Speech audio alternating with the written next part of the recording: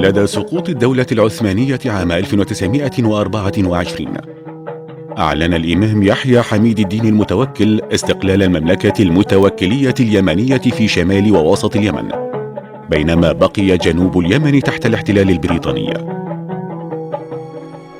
تعددت أشكال العلم الوطني للمملكة المتوكلة اليمنية، فاتخذت في البداية علما أحمر عليه عبارة لا إله إلا الله محمد رسول الله بالخط الأبيض. وفي عام 1927 تم استبدال العلم بعلم آخر عليه سيف و5 نجمات كلها بيضاء.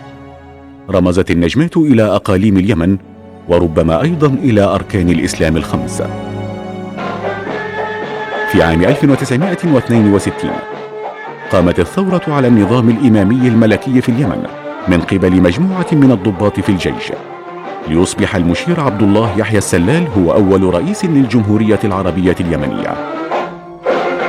وفي 7 أكتوبر من نفس العام أقر مجلس قيادة الثورة الخاص في صنعاء شكل ولون العلم الذي شابه علم اتحاد الجنوب، واختلف علم اليمن الشمالي بنجمة واحدة خماسية خضراء في مركز الأبيض ترمز إلى الوحدة والاستقلال.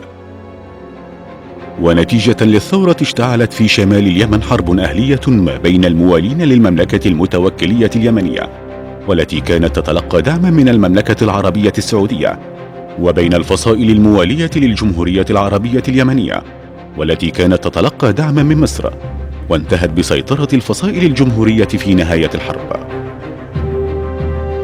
وأثناء الحرب عام 1967 انسحبت بريطانيا من اتحاد الجنوب العربي الذي كان يضم محميتها في عدن عام 1967، وإثر ذلك اتخذ الاتحاد علما ذا هلال ونجمة بيضاوين على خلفية سوداء به شرائط خضراء وزرقاء فاتحة تتخللها شرائط صفراء أرفع.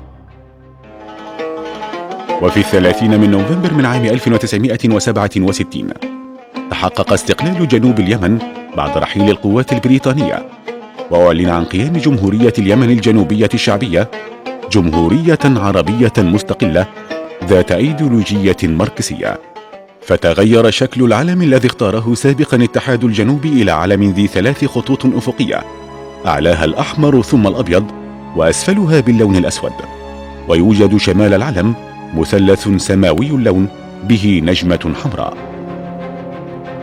وفي عام 1989 زار الرئيس اليمني الشمالي علي عبد الله صالح اليمن الجنوبية، واجتمع مع الرئيس اليمني الجنوبي علي سالم البيض، وعرض عليه فكرة توحيد اليمن. وقد قبل علي سالم البيض الفكرة وعرضها على زملائه في المكتب السياسي واللجنة المركزية للحزب، والذين وافقوا عليها. في 22 من مايو من عام 1990 توحدت الجمهورية العربية اليمنية وجمهورية اليمن الديمقراطية الشعبية ليشكل الجمهورية اليمنية الحالية، والتي مثلها علم واحد تم اعتماده في نفس اليوم الذي تمت فيه الوحدة. ويتكون العلم الوطني للجمهورية اليمنية من 3 ألوان، هي على الترتيب من أعلى إلى أسفل الأحمر والأبيض والأسود في شكل مستطيل عرضه ثلث طوله، ويتكون من 3 مستطيلات، وتتساوى الألوان الثلاثة في الأبعاد.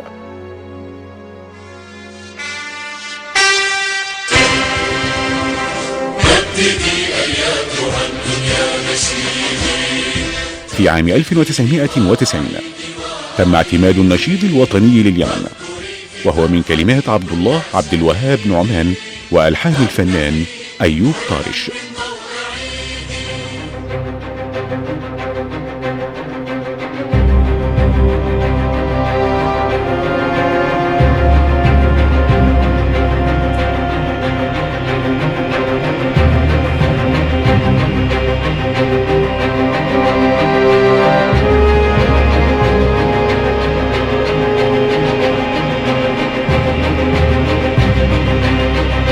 لون وقطعة قماش وهواء يمرر حكاية ترفرف في سماء وطن، حكايته هي حكاية علم.